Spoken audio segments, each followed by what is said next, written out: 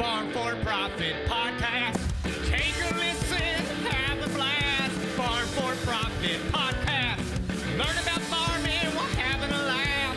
Farm4Profit Podcast. Welcome back to the Farm4Profit Podcast. This is Tanner. This is Corey. We get to have a conversation not very many people get to have. We always get those. Isn't it great? It's like one of the most fun jobs to have. It is. It's so cool, but it is. This one is an exclusive one. It is exclusive. Extra exclusive. Extra exclusive. I think it's going to be a lot of fun. Listeners, thank you so much for giving us ideas like this. Connect at farm4profit.com. Best place to reach us. You can also send text messages and voicemails to 515-207-9640.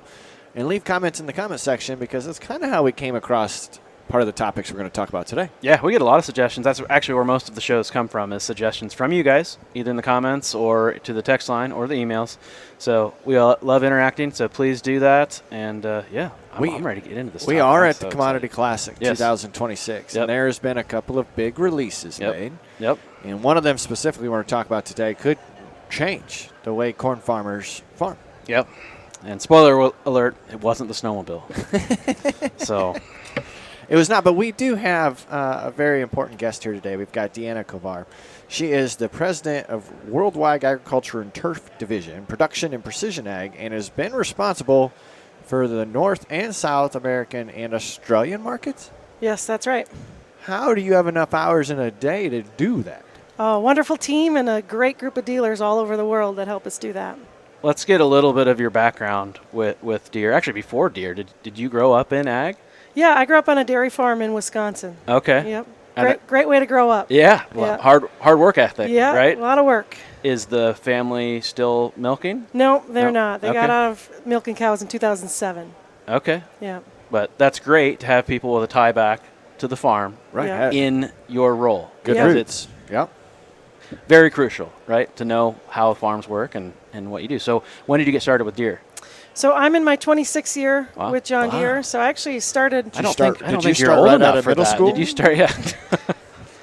I started as an intern in college. So spent Okay. 2 summers in college as an intern, and then came on full time in 2000. So yeah. Okay. It's been and a wild your, ride. What was your first role after So the internship? intern, yep. Yeah, full-time role. Internship, yep. So my first full-time role, I was a territory customer support manager in Western Colorado. Okay. So Colorado. I helped our dealers with service issues on predecessors to those beautiful tractors over there. Yeah. And then as you went up through the ranks, was there any other stops along the way? Yeah, I've actually lived in 10 places since 2000. I don't know if we have a long enough episode Yeah, for that. no, I don't want to go through all of it. Everywhere from east to west, Reno, Nevada to Columbus, Ohio, and many, many points in between. She said Ankeny, what, for 4 years? 4 years in Ankeny. Yeah, and best time of her life. It was a there good in time. Central Yeah. Iowa. Yeah. Des Moines is a wonderful town. Yeah. I just actually came back from living in Europe for 2 years. Oh, wow. So What part of Europe? I lived in Germany with my family. Yep. So I had the opportunity to lead the other half of the world, Europe, Africa, and Asia, before coming back to this job. So, Wow. Yeah. John Deere, I mean, obviously a worldwide company. We're everywhere. So we don't think about that 150 much countries, in the United yes. States. So that's amazing. So what is your current role now? I mean, I know Tanner gave you the long introduction, but how do you describe it to someone? Yeah, so I'm the president of the Ag and Turf Division. So my job is to make sure we have great products, that our factories are running and delivering quality products on time, on cost, and that we're continuing to develop everything we have, and also the sales channel as well. So making sure our dealers are prepared not only to support customers today, but more importantly to support customers into the future. That's great. That's great. And where are you currently living? I live in Bettendorf, Iowa. So Okay. my office is at our headquarters in Moline. Okay. So probably going to stay there for a while, or Well, I mean, what's next probably, after yeah, that? I don't know. yeah. Yeah. So that's a pretty Well, good role. I'd say that if she's already been president of that half of the world and now she's president of this half of the world, the only next place to go is to be president of the whole of it. Yeah. Yeah. maybe the moon. Maybe we start farming the moon. Wouldn't that be fun? I don't know. You don't know if that'd be fun? It would be an adventure. It We'll would use be that an word. adventure, Wouldn't that yes. be an adventure? I thought it was Mars. I thought that's where we're going. Maybe. NASA is here. Yeah, Right, I know. One of the first places, or first times we came to Commodity, I saw NASA, and I'm like, why? And then you don't realize how much they are in ag. It's Yeah, pretty I cool. mean, if you think about all the yellow receivers on our equipment, right? That all came all from coming from defense and space. NASA and space. Yeah, and absolutely. Yeah, space plays a big role in making sure we can do things in a precise way in agriculture. Yeah. And now, A message from our friends from Brandt Agriculture Products. The Brandt high-speed disc is built to manage residue, prepare seed beds, and level ruts in the toughest of conditions. With sealed disc hubs and minimal maintenance, it's designed to get the job done right. Plus, you get your choice of disc blades and finishing options to match your fields. And now it's backed by Brandt's new 4-year warranty on those disc hubs and a 5-year warranty on the frame structure. That's confidence you can count on. Talk to your local Brandt dealer or visit brandt.ca to learn more. Absolutely. And that's been one of your focuses, is precision. Yeah, so in my 26-year career, I spent probably the first half really focused on our dealer channel, so did a lot of roles in our sales and support organization. And then since 2011, I've been deep in precision agriculture at Deere and had a number of different roles and had the opportunity to play a part in some of the amazing technologies that we offer farmers today. And there's some amazing technology here today. Oh, there's always amazing technology at the Deere booth, but I love it when they do some big releases. And I don't know if there was that much expectation ahead of time, PR-wise, as to there's almost like a dueling monsters at this show, because you've got it's kind of happy accident, really. The largest fixed frame tractor in the booth. Yep. But you can't get to the show without walking past. Is it the largest E98 motor ever? Is it the only? I don't know ever. I mean, it's the first one we've made for sure. But it's a great opportunity, I think, for agriculture to support itself in the long run and to give farmers a chance to grow the fuel that goes in their tractors in the long run. So there's a lot of work to do. Definitely a lot of work to do. Not only the technology, we'll find a path for the technology, but the industry has to come along as well and make sure. So tell us, what is that tractor? Yep. So we have an 8R that's fueled by E98 ethanol. So it's an ethanol engine. It's a John Deere engine, changed and altered so that it can run E98 fuel. And there's no DEF. That's certainly one of the benefits of it. But it also runs super clean, and it's corn going back in the tractor to grow more corn. Yeah, so it's I mean, we're cool growing the fuel going in there, right? And David and I got to see the tractor at the NASCAR race in Newton last year and got to talk to Lance Lillibridge, one of the guys from Iowa Corn that got to run that tractor. He doesn't have a bad thing to say about it. He loves it. It responds. Yep. It definitely responds. And it's not small tractors, 350 horse. Right. I had the chance to drive it probably almost 2 years ago now. Okay. And I was shocked. I was shocked at the noise, the quietness of the tractor, but also the power that it had as well. Yeah. So, walk us back to the beginning of that. Like, when did that become a vision in John Deere's eyes? Well, I think we've always continued and thought about alternative fuels, right? We've just announced this year, too, that B30 can run in all of our equipment as well. So it's not just corn, it also is soybeans that can grow the fuel that you put in your tractor. So we've always been on the cutting edge, and we're huge supporters of the biofuels approach. We believe that it is what will help agriculture be sustainable in the long run, is not only feeding and clothing the world, but fueling it through agricultural commodities. So we know that we've got to help drive demand for the crops that folks grow. So as we started to look around and say, okay, we're doing everything we can to advocate for agriculture and advocate for biofuels, what can we do ourselves? What can we just do? Yep. And putting an engine in an 8R that is E98 full ethanol was one of the things that we came up with. So I think the response to it has been just tremendous. Yep. I think people are like, makes a lot of sense. How do we get there? Yep. So we get there by continuing to test it and refine it. It's not perfect yet. We know it has to drive a lot more closer to perfection, but also we need the industry to come along. We need to have a path for farmers to get E98 easily. Yeah, if you think about that side of it, if you didn't sit down and, it's going to be a different infrastructure than trying to get another blend at a gas station pump, because that's blender pumps, that's other potential individual tanks. You've got to go through large-scale distribution. You've got your local cooperatives that deliver fuel, your fuel suppliers across the country, but now you've got to get a barrel on the farm. That's right. Because a lot of your fuel, right? The old gravity flow 250-gallon barrel is probably not going to cut it. Not enough. Yeah, it won't get you very far. But I'm not too worried about it. Like, if you guys make something that the farmers want, there's plenty of fuel distributors that'll go to the ethanol plant and pick up E98, right, and bring it. You just got to spend a little bit, get some more infrastructure, and as farmers, that's an easy spend. take the emotion out of it, yes, I want that. That's Now, a big. do we have any indication? Say this is a line of tractors that is a very competitive line and is on farms everywhere. What impact that's going to have? Impact from an environmental standpoint, or All across the board. Probably the base of my question was from a demand the standpoint. demand for corn.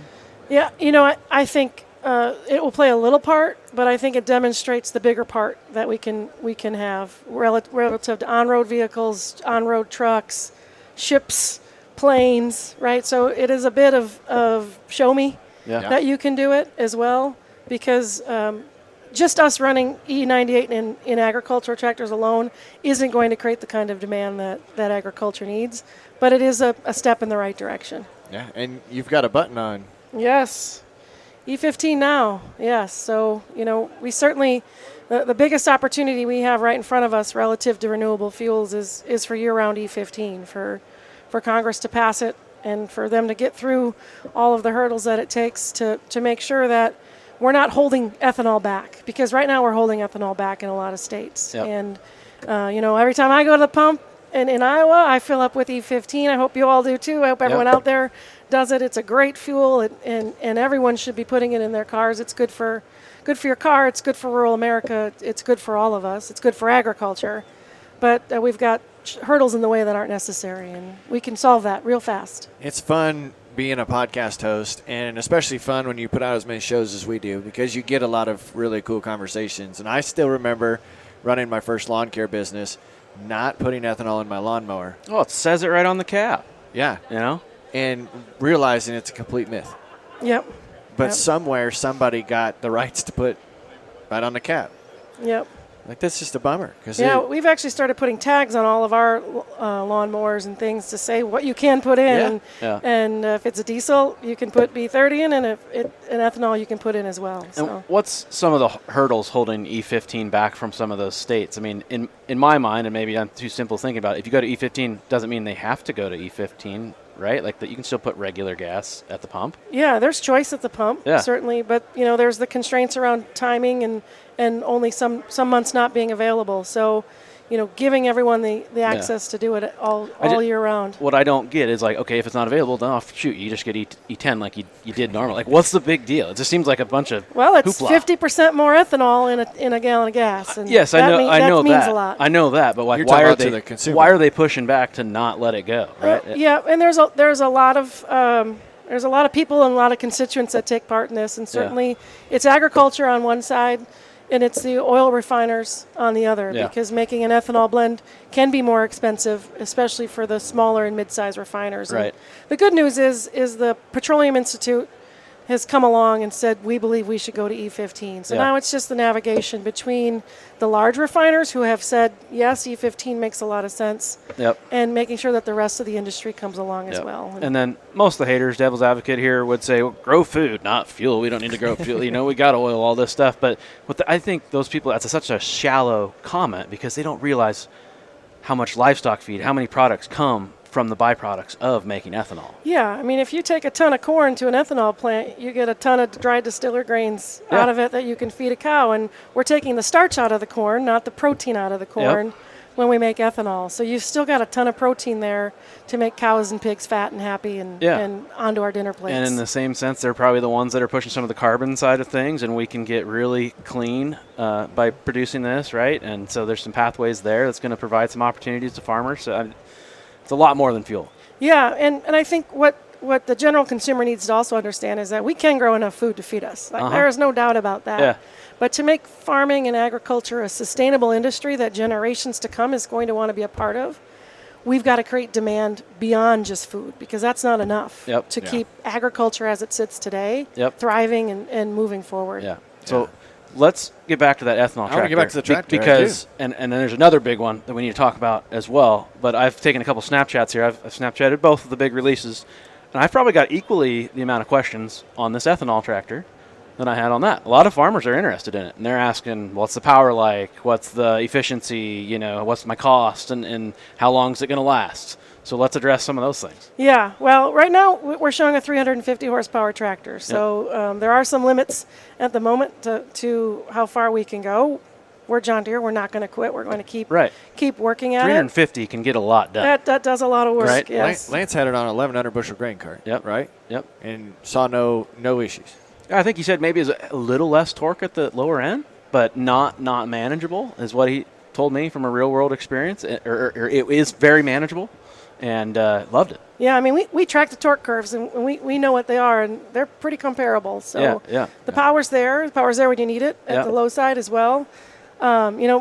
You'll need some more fuel on your tractor, so if you want to run the same amount of time, we're probably going to need to find some space for some bigger fuel tanks. Yeah, it's not as fuel efficient, but what I heard is it's cheaper per acre. That's right. Yeah, so you'll burn more fluid, but that fluid should be cheaper per gallon. Because I think he told me, and don't quote me, it was on either side of $1 a gallon or something like that he could pick up from his local ethanol plant. Yeah. Which is way cheaper than whatever diesel's at $3 or something like that now. So it's an amazing thing. And then you start thinking about the price per unit of power, right? Growing an acre of corn, right? Going to ethanol or growing, we love biofuel, even biodiesel, right? But corn makes a lot of fuel per acre. It sure does. Right? It sure does. So we'll make that disappear pretty quick. Right. Wow. We might just have to start using those big, what do you call those tanks on the big? Exact apply tank. Yeah. Exact rate tanks. Yeah. Instead of that, might just have to be fuel. Yeah. Be a lot on board there. That would be a lot of fuel on board. Yeah. You could probably run for days. And so it's spark ignition then. Yes. Okay. Yes. Yeah. Yeah. Because diesel's not. Nope. Yep. So you got some spark plugs again. Yeah.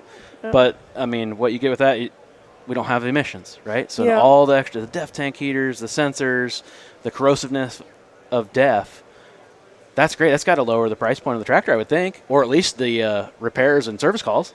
Well, certainly there's other things we have to add to the engine to make it an ethanol engine. So we're still working through to make sure that we can deliver it at a cost that farmers would expect. Yeah. Okay. What do you think on path to market? Obviously, it's not there yet. So you got some things to work on.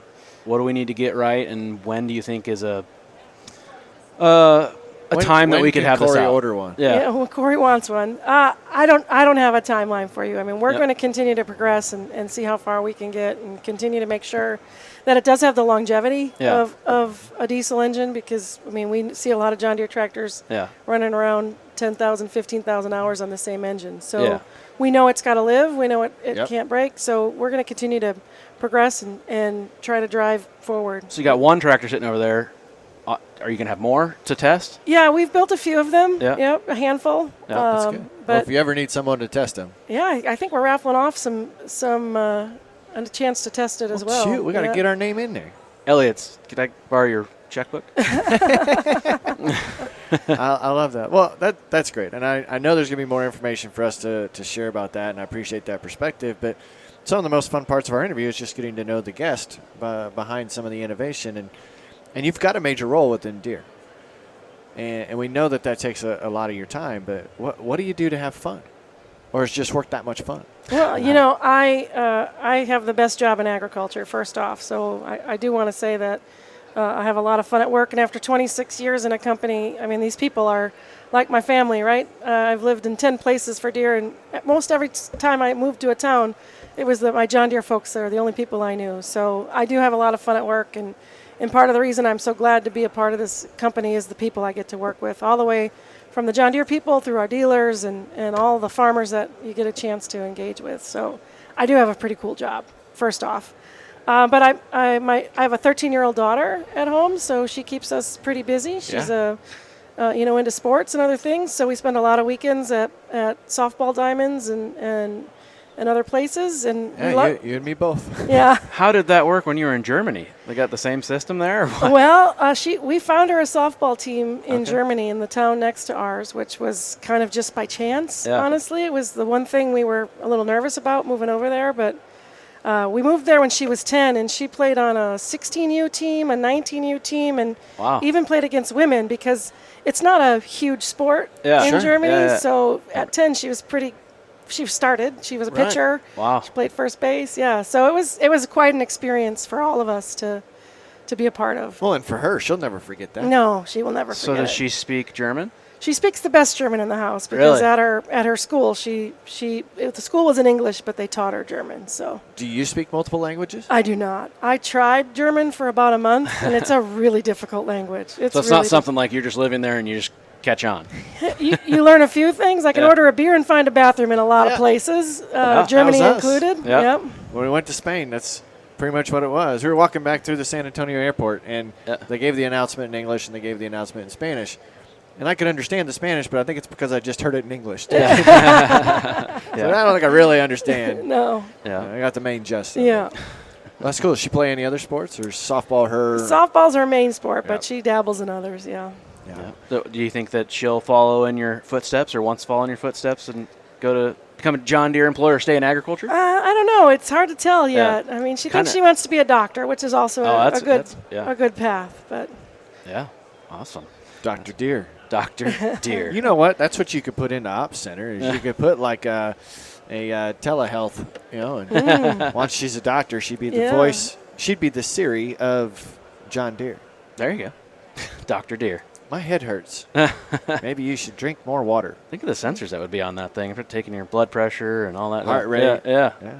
Well, we did learn during the round baler conversation that it's like 55-75% less screen time because the weave automation.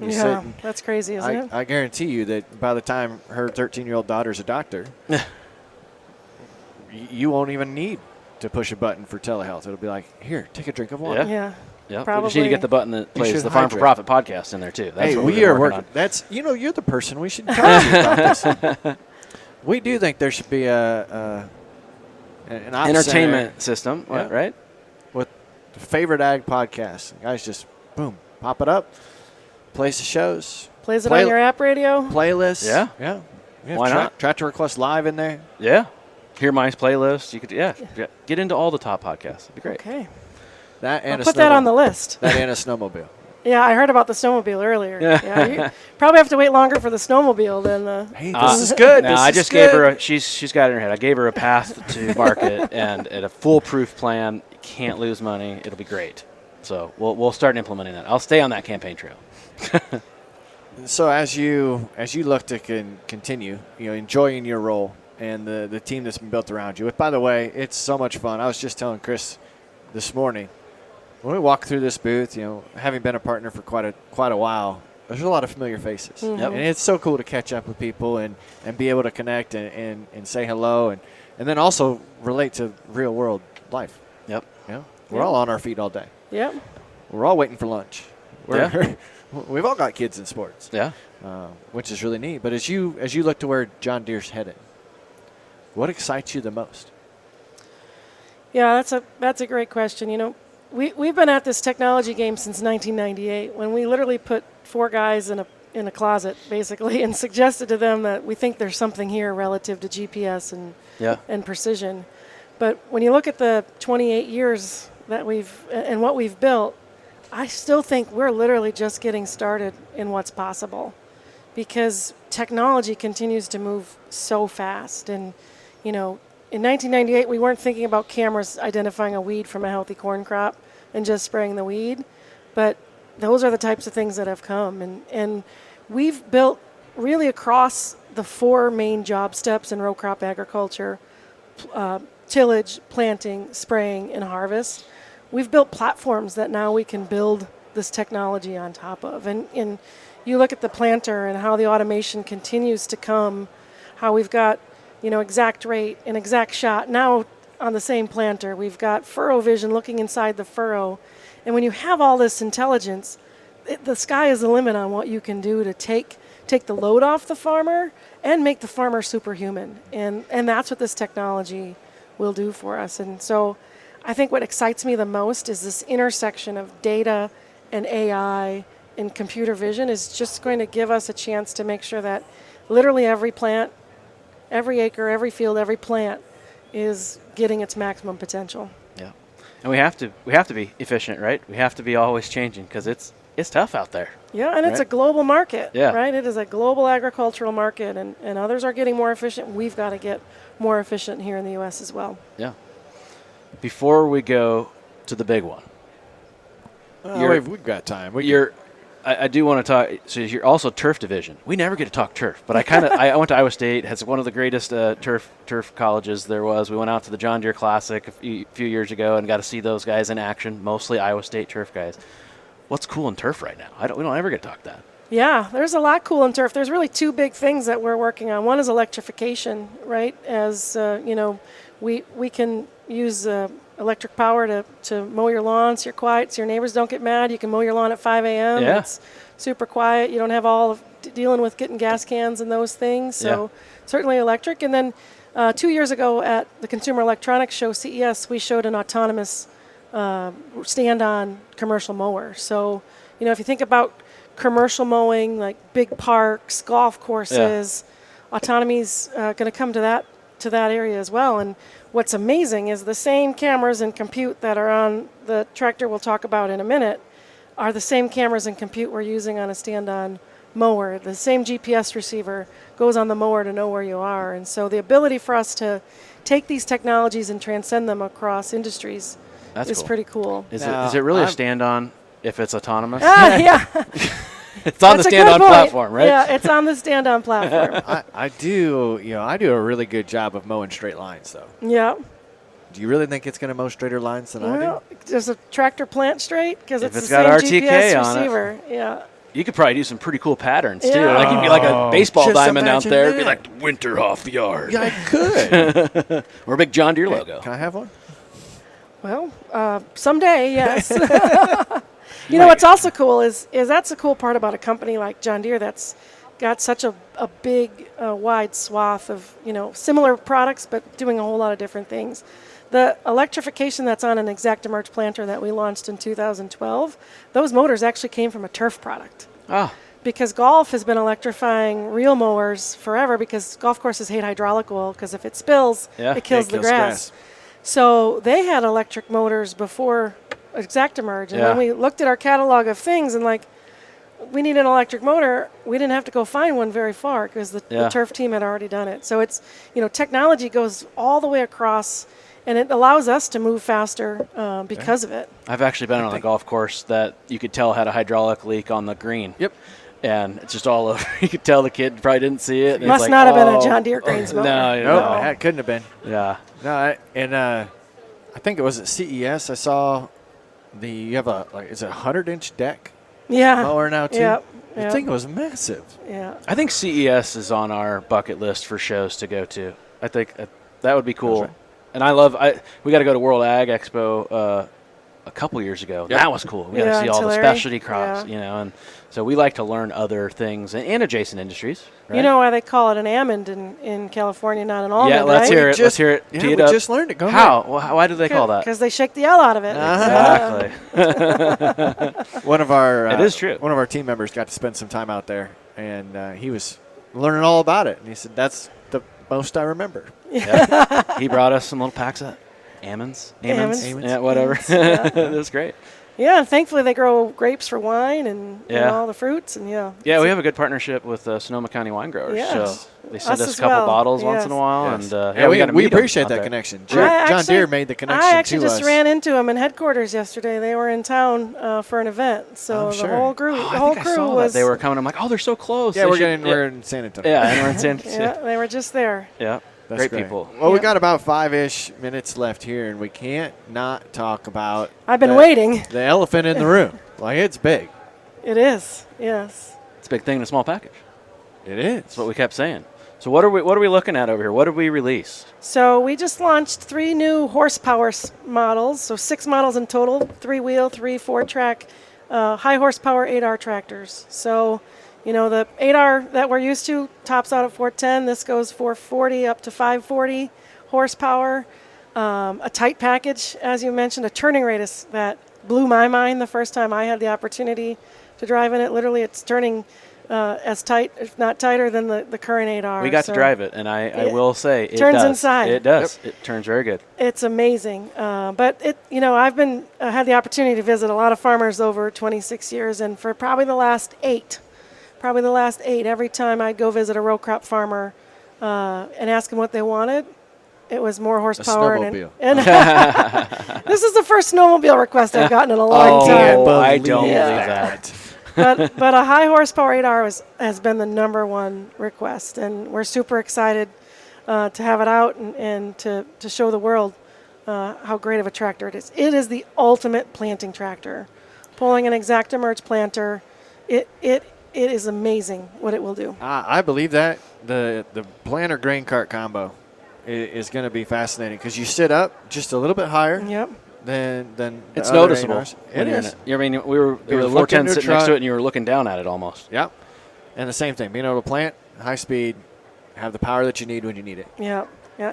And when you look at it, it doesn't look that big until you didn't see have it. the next one. Yeah, you have to see it next to a current 8R to really get an appreciation for the horse of that tractor. Now, so explain to me the difference between the sticker says 540 on the biggest one, but we can get up to 634 horsepower out of it? Yeah, so our John Deere engine and John Deere Power Systems have always over-delivered when you needed it. So we put the sticker of rated horsepower on the side, but when you're really lugging and pulling, our software gives you more horsepower than is in the sticker, and that's what you feel at the low end. Yeah, we all know those tight spots when you're doing some tillage, like you'd like to grab, you're always just downshifting trying to get through it. It's like, I need some more horse. Yeah, and it's there in a John Deere tractor, and that's part of our engine strategy and has been for a long time. And it's not how everyone's engines work, but we're proud of John Deere Power Systems and their ability to. Yeah. What are some other key features of it? I see the front weights look different. Yeah, we redid the front weights. I think, so I spent 2.5 years leading our operator station team, so the cab team. Very and nice. There's a lot of new things in the cab, certainly with the new command arm in the cab. So that's the first product that's going to get that. But Deere, we're gonna put it across as many products as we can, as fast as we can, to give customers that kind of next step. Yeah. Relative to comfort and convenience in the cab. Yep. It's a generator too, it looks like, right? Yep. So EIVT has offboarding of power, so you can run your ExactEmerge, you can run a potato digger, and the fan on a potato digger. So Which if you run electric drives or high speed or whatever, we all know we have to have a little generator back there. So it's nice that we actually have that now. Get rid of that. Yep. There's no dipstick. No dipstick. Unless Corey's driving. Yeah, Dad can't yell at me for not checking the oil. I saw it. I saw it there. So. That's the beauty when you start from kind of scratch. That's the high horsepower 9R and the high horsepower 8R. We're able to start from scratch and really think about the things we wish we would have done different previously. So that allows us to make some of those serviceability and visibility opportunities that we have. Yeah, and one of the questions I got was, it doesn't look that much different. Did they really design it from the ground up? I said, yeah, it's a brand new frame and everything, right? It's brand new, yeah. Yep. And, at John Deere, we're proud to be an American company and proud to build these tractors in America. We literally pour that tractor at the foundry in Waterloo, Iowa, because it's a huge set of castings that it takes. And so we pour it in Waterloo, we build the engine in Waterloo, we build the drivetrain in Waterloo, and then we slap it all together in a high quality way, of course. Oh, slap it all together. at our factory in Waterloo. So that is a American made, American poured tractor we're very proud of. Yeah. So what are some other features? I know it's got engine braking. Yeah. Yep. That's a big one for like manure haulers that are going fast down the road with full loads. Road transport. I'm just going to use it. It's just cool to have an engine brake anyway. I just use it all the time. Feel like a truck driver. Yeah. Hey, you need a big shifter in there. Oh, we could do that. Someone I'm sure will. There's an opportunity. How do you get TikTok. the command arm up like this? Well, that command arm is a lot more adjustable than the last command move it all arm. over the So place. you put it where you want it, and there's not set settings. It's infinitely. Maybe just not up here. Yeah. Yeah, I don't know if it will go that high. Yeah. But yeah. What else? Cool. The door closes soft. That was weird when I got in. It was like door cinch. Yeah. No key. It's push start. Oh man, yeah.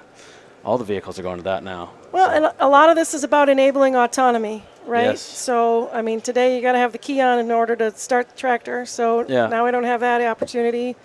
The part of the shifting strategy on the new command arm is all about making sure all of these tractors, whether the first owner wants it to be autonomous or the third owner wants it to be autonomous, it's capable of doing that. And so all of these tractors will come out autonomy ready. So you just have to put the kit on, which is available today for anyone. Yeah. Back to model year 21, 8Rs. So we got to see one that was not brand new doing autonomous tillage when we were down in Austin, which was fun to see. Right, Yeah. put it to work. Yeah, I put my 360 camera in there and let it go with it. So that was weird, no one in the cab. Yeah. So that was cool. Walk me back to when does this, like, how far back did this become an idea, and how long have you guys been working on it? Yeah, that's a good question. You know, we had to make a decision because over the last few years we've launched 2 ground-up tractors. Yep. So we made a conscious decision to do the high horsepower 9R first. Yep. So we knew we could do this. We had a plan to do this. Yeah. But we wanted to do one at a time to make sure we could do it the best we could. Yeah. So we consciously chose to put the high horsepower 9R in the market first, and then really started in earnest on this 4 years ago. Yeah. But we had people working on it prior to that, concepting it, thinking about it. But the real earnest took about 4 years for us to bring it to market. 4 years to bring it to market, but I imagine. Years before that, we Right. knew we needed it. So imagine what they're thinking about now for like 2035. It's not a snowmobile. And all that. It's coming. It's coming. not. But the reason I ask that is because, like, obviously there's the ag economy's down right now, especially in row crop, and a lot of the hate we get when we post something about that is, oh, why the heck would you need that tractor in this kind of economy? And it's like, do you think John Deere knew that in 2018 or whenever the heck that they started thinking about this? No, John Deere is always going to be innovating, Yep. no matter what, and we want that, right? I think agriculture should want that, and we are really intentional that even in the lowest of the lows, we're still investing for the future. Yeah. Right? We actually have not pulled back on our research and development at all over this cycle, because that for us is the future of what we can offer for farmers in the future. So if you pull back now, it means two and 4 commodity classics from now, there's nothing new. There's not innovations that can help farmers be more productive and more profitable. And we're 1,000% conscious that farmers are in a tough spot right now. And, that's partly why we're offering a lot of our technologies as retrofit opportunities. We've got the Precision Ag Essentials kit that gives you a GPS receiver, a modem, and a G5 display that is the future of precision ag. It gives you at a much lower upfront cost and allows you to decide what features you want to unlock year in and year out. So maybe if times are tough, you don't do everything you thought you wanted to do. But to me, it's an opportunity to get technology on a whole lot more acres. It's why See and Spray is a retrofit kit and why we lowered the upfront cost compared to other solutions on the market. Yeah. A much lower upfront cost that opens up the number of farmers that can actually buy it and get an ROI in a time frame that makes sense, in that 2 to 3 year time frame. So certainly it is tough out there. We're focused on making sure that we're here to support farmers whatever they want to do. It's why we're so focused on repairability and repair options. That's good. Well, I know you've got places to go and places to be. So thank you for putting us on your list while you were here at Commodity Classic. Do appreciate getting to meet you and learning the vision and the passion behind some of these projects that got released at this show. And I hope we get to be at the next year's show to see what else comes out. Yeah. Awesome. Thanks for what you guys do, too, and advocating for agriculture. Yeah. We're all in this together. Yeah. Absolutely. Listeners, appreciate you. Enjoy the show. We'll see you next time. You know those everyday changes that you're making to boost your yield? They're actually improving your bottom line in multiple ways. That's right, our friends at Onshore are here to help you grab the tax incentives that you qualify for, all while keeping your data right where it belongs, onshore. They're here to help farmers identify and defend research and development tax credits using your real data. Learn more at onshore.com/farm4profit. That's onshore.com/farm4profit. All right, we're here for part 2 of our What's New with John Deere episode. Spring technology release. Some big things been happening here. Thanks to Deanna and getting to meet her. What a cool experience it was to talk to the president of a lot of the company. Yeah. I do find it interesting, right? President of the company, but just president of part of the company. That she was president of the other part before, and then president of more parts. She's the woman. She's awesome. So really great there. But now we've got 2 other experts here for 2 more big releases and updates. Why don't you guys go ahead and start introducing yourself? Michael, you go first. Yeah, Michael Porter. So I'm the go-to-market manager for large tractors and tillage for John Deere. So I cover all the basically 7s through 9s, and then all our tillage portfolio and autonomy as well, and work with dealers and kind of launching our new products and working on the message around all things large tractors, tillage, and autonomy. How has 6 not got into that yet? Because I was at National Farm Machinery Show, and I saw like 230? 200, that goes 240? There's some blending going there. Holy there's cow. some, yeah. I was like, I didn't know that. Yeah, so different. From my side, more the row crop. Although you're right, 6s are definitely. I mean, that was a moving big in tractor there. at one Yeah. point. I work really close with the 6s group as well. But I'm only have the 7s through the 9s. Okay. Yeah. Okay. And where are you based out of? Kansas City. Yep. Okay. All right. Do you know why he doesn't have the 6s? Oh, gosh, there's a bad joke coming. Okay, I won't even say it. Go ahead and introduce yourself. Anthony Styczinski, go-to-market manager for planting and air seeding for the U.S. and Canada. So anything from the planter like we have here to the big air carts and seeding tools, kind of cover all of it. Yeah. And where are you based out of? Based out of Olathe, Kansas, so Olathe. Kansas City area. That's the tag that we always get. Yes. Yep. It's our marketing center. Yep. Okay. You had a big show 2 years ago. 2 years ago, yep. New C-Series air cart. It was a big release for us. We added to that this year. Yeah, there's a so. little air cart deal going on. I saw it was kind of the afterthought of everything else. Like, Just, what the heck? Just a little. Yeah. Just a little Little air guy. cart. Yeah. What did you guys? We won't spend much time on it. What did you guys release for? C1100T. So new bigger cart. Still part of that C-Series lineup. Get all the same tech that the old ones had, and just a little bit more productivity. Yeah, So. I was sitting there with Dave, and I told him, you need that for your 65 acres, and you just could fill it now, and you could plant for 10 years. Never have to refill it. No. He'd like that. I don't know if seed would remain good in there. He does want a 9RX. Oh, man. Yeah, for his 65 acres. Yeah. Huh? We'll sell him one. I'm sure know you- I think we can make that happen. Maybe one of those high horsepower 9s. I think 830 would probably fit in with that cart too. It would Yeah. be 65 just a match made in heaven. Let's jump right into it. Right, big show, Yeah. big release. We got to be part of a big experience. Yeah. So fun going down to Austin. A lot of buzz around it. A lot of buzz around it. Yep. What shocked me was how many people actually guessed right. Who the heck was actually releasing this stuff? Or is that just the day and age that we're living in now? I think it's day and age. Yeah, it's hard to keep secrets anymore. Yeah. And especially when you want to go around and get testing hours and stuff on stuff. So Yep. put one on a truck and you cross your fingers. No one's got a cell phone that sees it and knows what it is and takes a picture, but you're wrong every time. Yeah. Well, it was fascinating. I felt like I got tested every week. Like maybe they were planting a spy on me. And what is it? Do you know what it is? And I'm like, it's got to be a snowmobile. It's got to be. It's got to be. And I start playing around like they're going to put a front-mounted boom on a John Deere.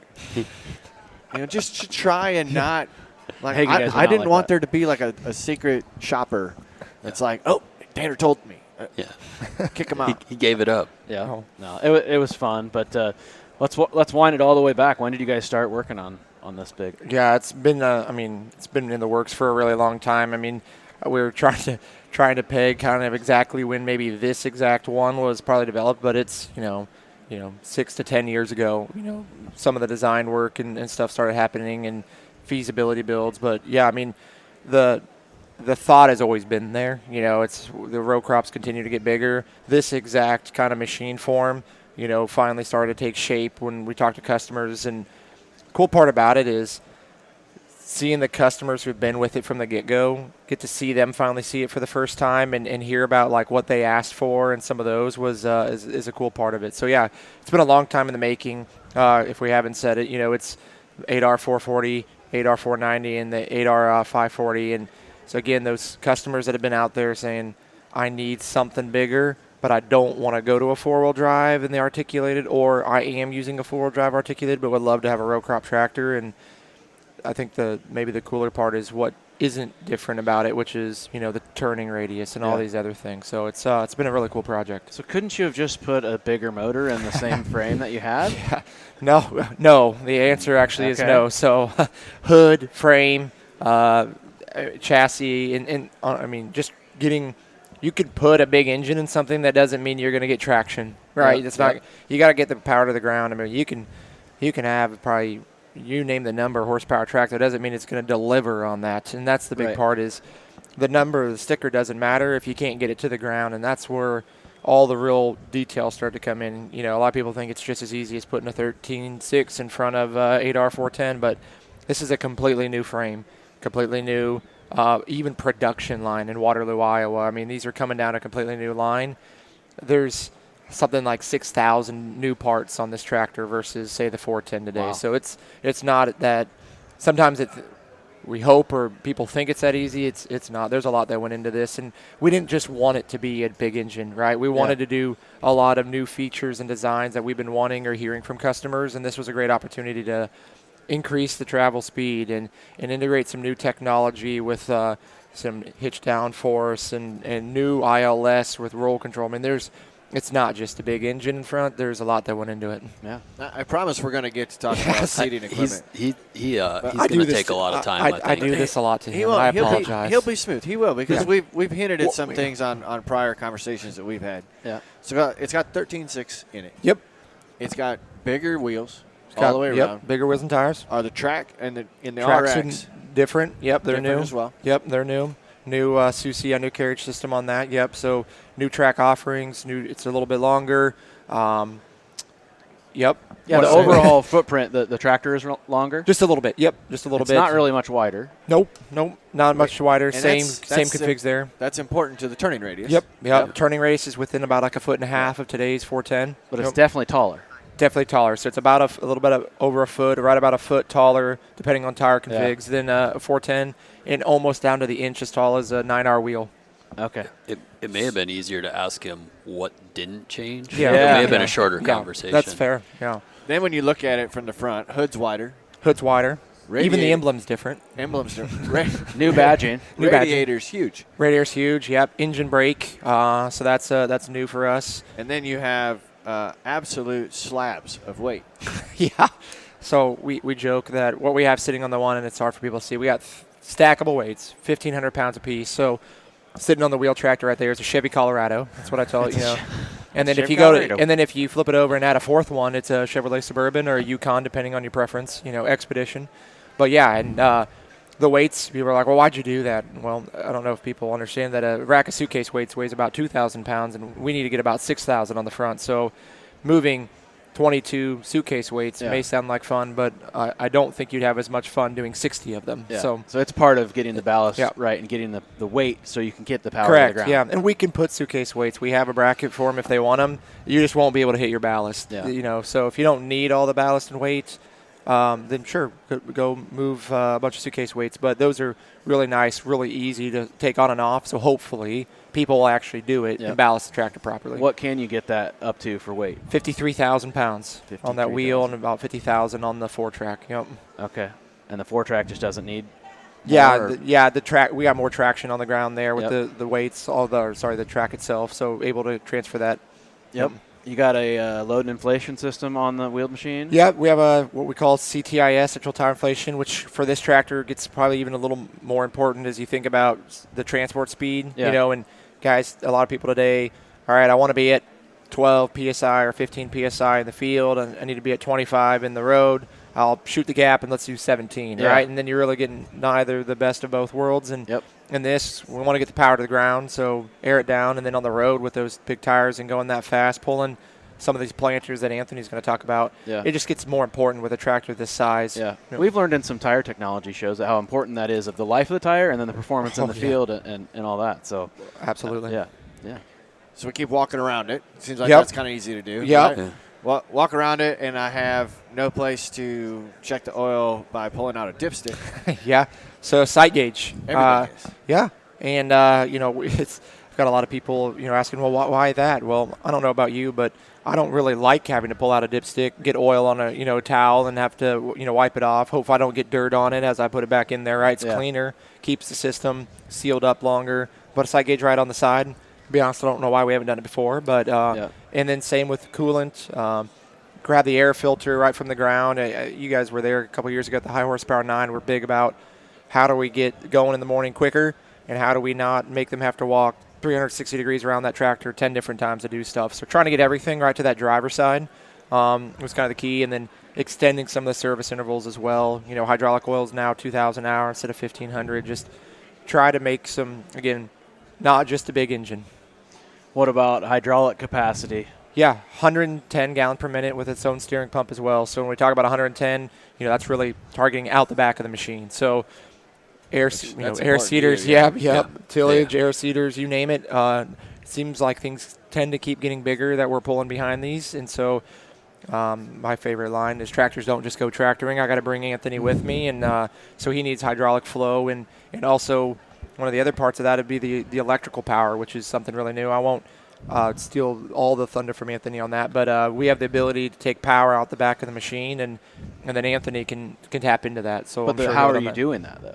Yeah, through our EVT transmission. So, customers may know IVTs, hydraulic motors are mounted on there. That for our IVT transmission, and with the EVT, we replace those with electrical motors. Yep. And one of those is always driving the machine, and the other one is a generator generating power that's being stored and ready to go that we can tap into on the back of this tractor now. Can I splice into that and get a really fast charge on my phone?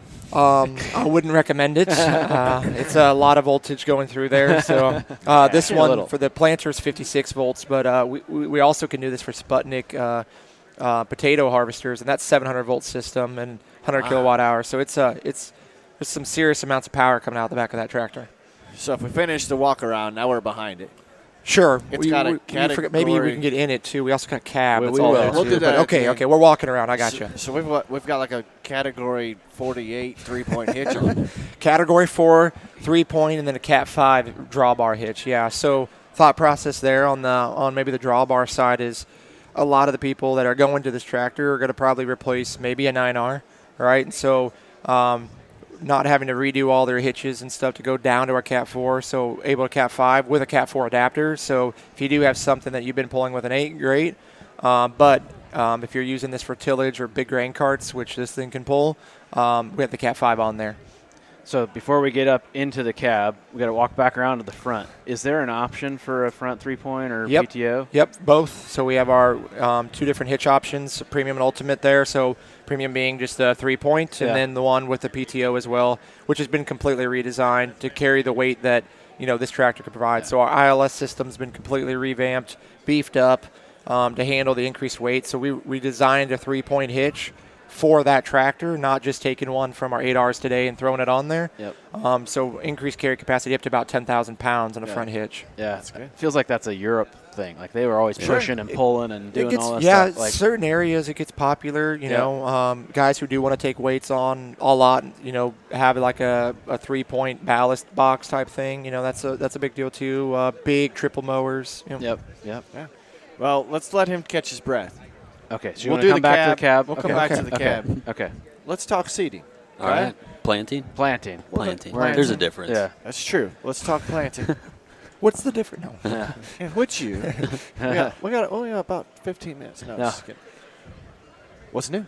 What's new? So I think we can start with the power offboard that Michael hit on earlier, right? So that ability to not have to put on a PTO power gen or a hydraulic power gen, be able to take that power right out of the tractor, a little bit simpler to hook up. And for the people that don't have that technology in the planter yet, why is that important? Yeah. So electric row units on the planter, so ExactEmerge, ME5E, they both run 56 volts, so a little bit different than what our competition does there from a 12-volt system. So really ensuring we have the power to be able to run those. And in the past, we would have had to do that with either a PTO power gen or that hydraulic power gen, to make that go. So it's really nice to just be able to plug into the back of the tractor with that plug and not have to do some extra steps there. Yeah, and that should free up some of the hydraulic capacity because you're not turning that, right? Yeah, for sure. So that's great. So let's continue on back. What else? Yeah, we'll continue on back. So I think when I think of the planter stuff that's new, I really break it into 3 categories, right? So we know timing's always critical. So how do we get to that field, get started faster, get going, and know you're doing the right job? So easy start is something that came this year. So one-stop shop to get your planter going. If you've ever started a planter in the past, there's a number of different screens you got to jump between to get everything going. And a lot of customers will tell us, hey, I pulled away from the corner and gap was so not trying to hit the fence, trying to, I was so Next to engaged the in highway. everything. Yep. And I get halfway down the field, and I'm like, oh, I forgot to turn my EPG on. I guess I'm going to back up, and we're gonna try this again. So It always happens in front of the neighbor's house. it does. It does. Right next to the road. Yeah. Right next to the road. Yeah. So really a one-stop shop, right? One screen where you can turn the EPG on, run the meters off, get just everything going, get all the green check boxes before you pull out of that corner. When you think of using that with the work plan functionality, with the autopath and autopath from boundaries, right? That just allows you to get in that field, get started faster, especially when you're looking at the weather windows and getting that crop in at a good time. I think our advancements this year are really in that furrow quality space. So Furrow Vision's been out for 2-3 years now. Yep. And really adding on to that. So downforce automation powered by Furrow Vision.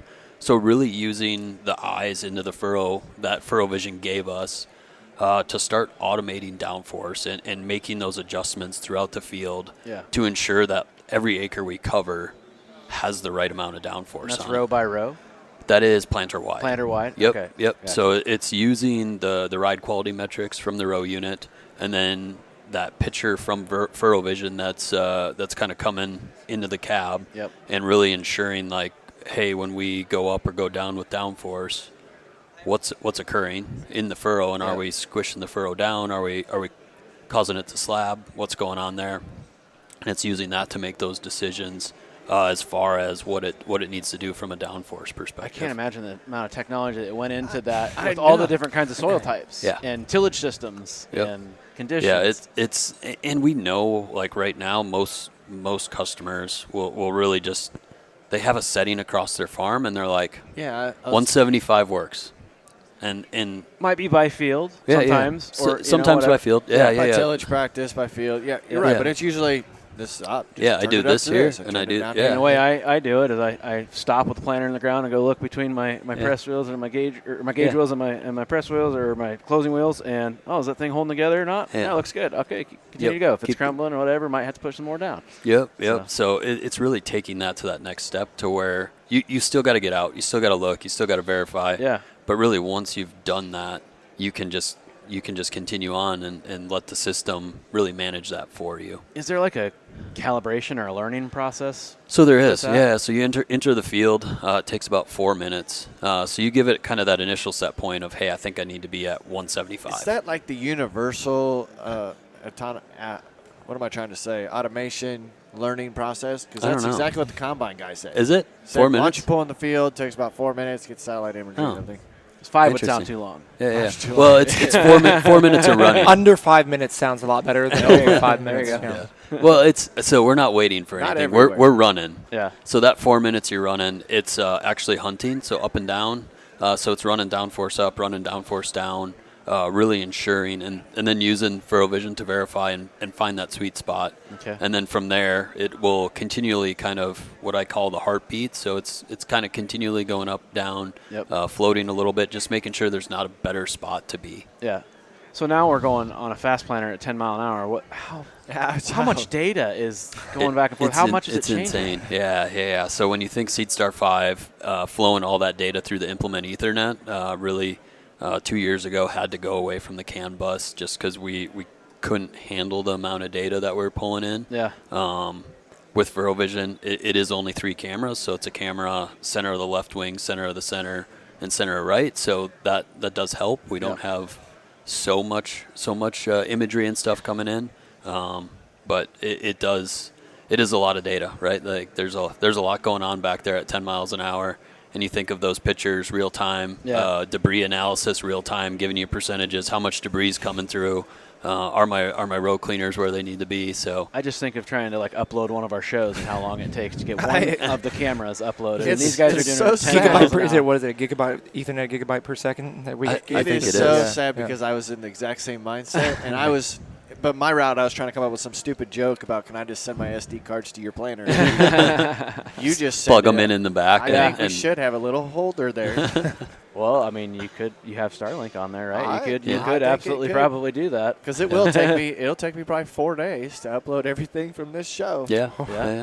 Wow. It's a lot. Yeah. So, and the other thing from a furrow quality perspective, exact depth. So ability to adjust depth from the cab now, no longer having to get out, change T-handles if you need to change that depth. You can write a prescription to that. Really, if you've got a field that's clay or sand and has that change, you can write a prescription halfway across, change your depth. The planner will automatically do that. Is that using FurrowVision too, or is it something different? It's standalone, so it is not using FurrowVision. It's a new mechanism that really replaces the T-handle with more of a screw. So again, you can count how many spins you do, and it knows where those blades are at from a measurement perspective. Is that a 4-minute calibration? Yep.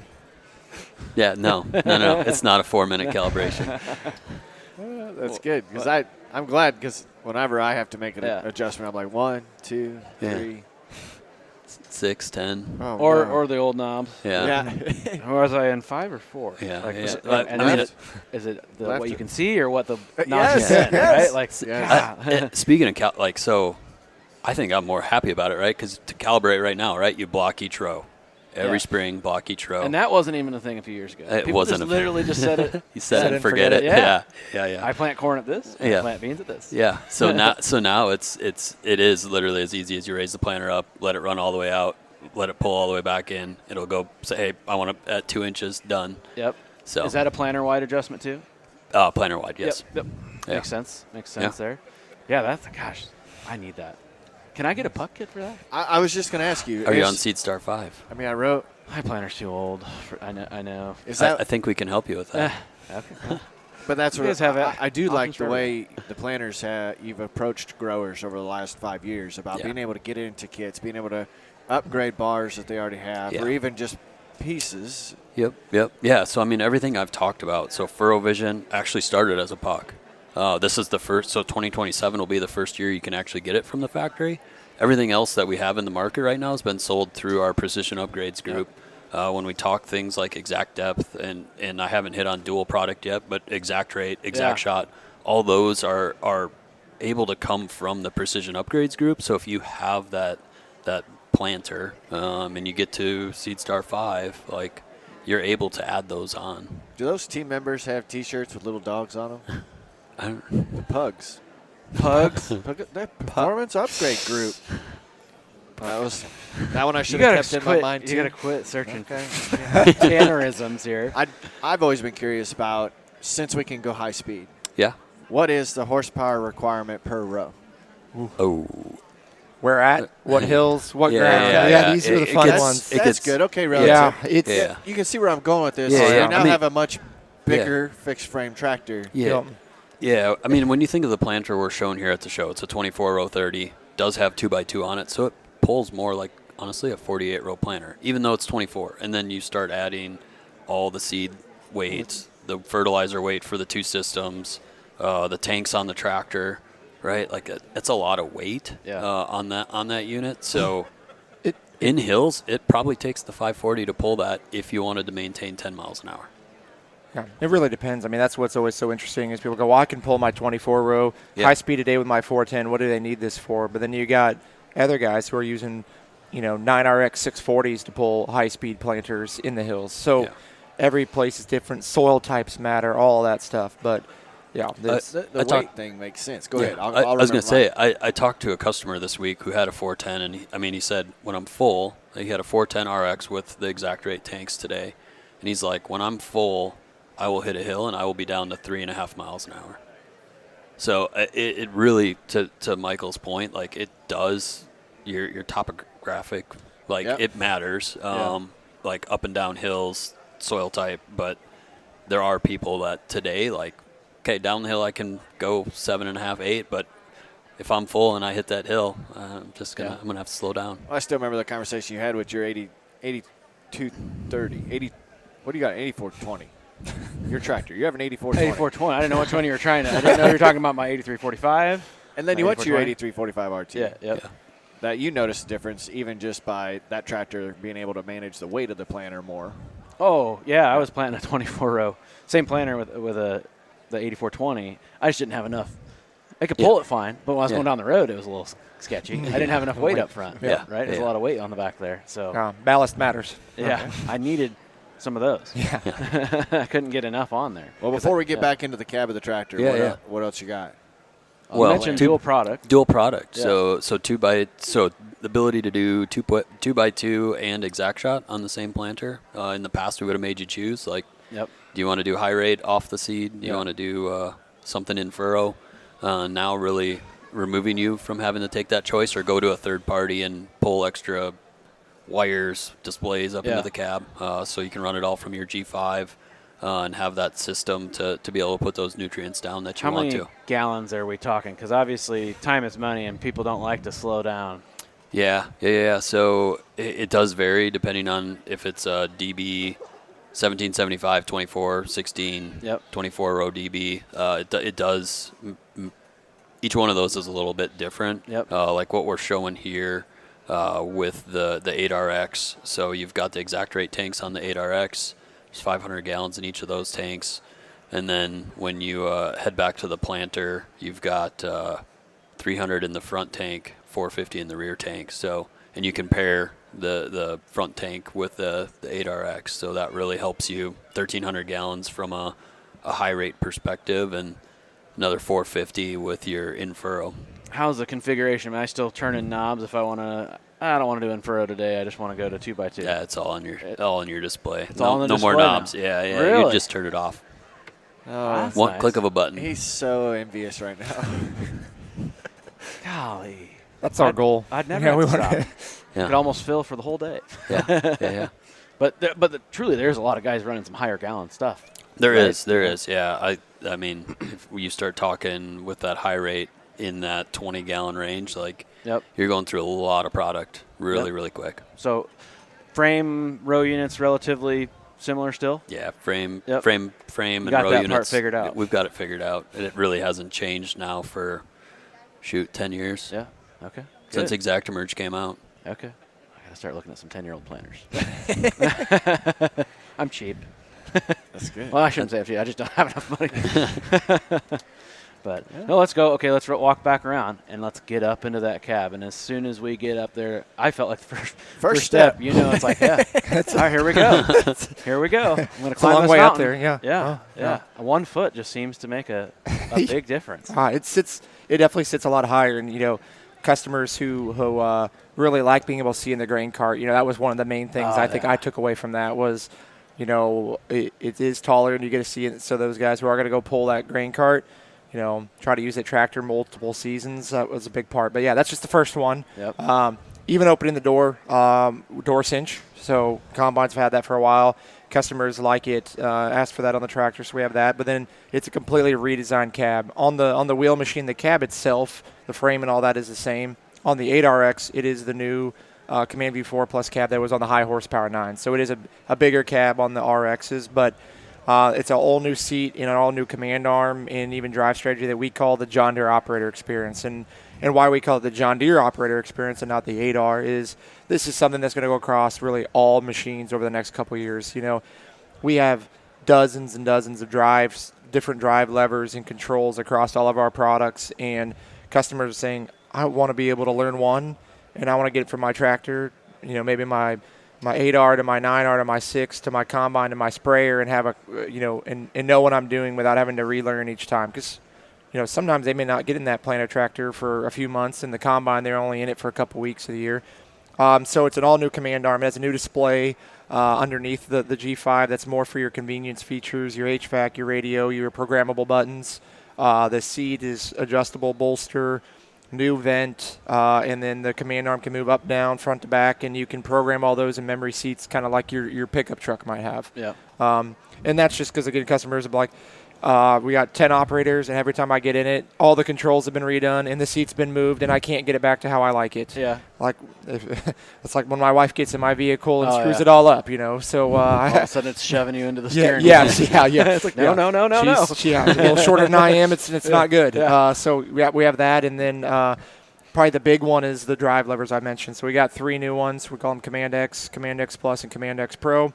Command X is more simplistic, less customization for those customers who don't want maybe all the bells and whistles and programmable buttons. And all of them have a left-hand reverser, so we'll try to simplify how you move the machine. You get in it, you can use a reverser. You can move the handle over and forward. You can, on the higher spec ones, pull a trigger. It doesn't matter how you want to do it. There's no right or wrong, but consistency is what we're looking for here. So again, the whole point is to hop in a machine, whether it be a new high horsepower or maybe an 8R 370, and be able to know how to operate that machine.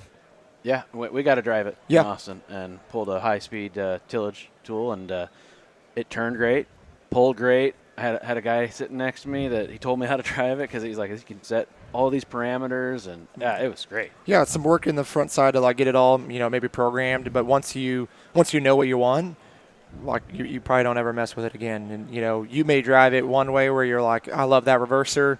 I'm going to flip that reverser forward and just start pushing forward.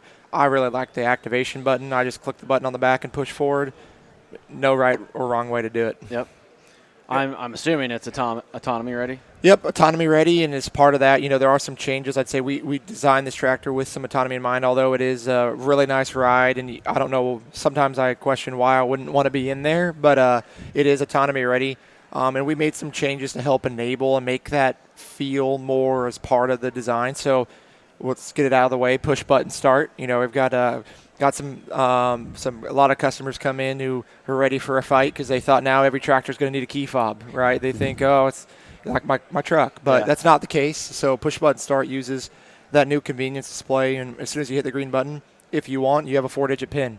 So enter that number, it'll start right up. So help with theft and things like that. But it won't, because they're going to put a label maker right above well, there's that possibility 1, 2, as well. 3, 4. You can also turn it off and just have it actually start with the green button. Red key still locks the door, but with autonomy today, is kind of an interesting one. Is a couple maybe interesting parts about autonomy is today when you run autonomy before our new command arm, autonomy runs in park, and that's a little odd. Yeah. You see the tractor in park and running.